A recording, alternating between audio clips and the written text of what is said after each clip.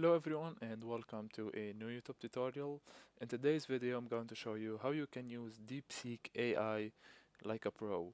So I'll share with you some of the best AI prompts that you can use for content creation. Whether you are a marketer, writer, educator or an artist, these prompts will help you unlock the full power of AI and boost your creativity.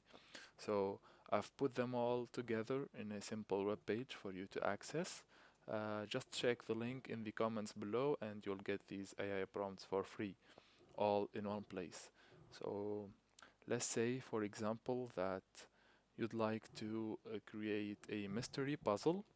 All you have to do is copy the prompt from the web page, go into DeepSeek, and then simply paste the prompt that you have copied.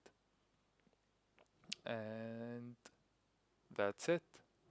If you have found this video helpful, please don't forget to like, subscribe, and hit the bell icon for more AI tips. See you on the next video.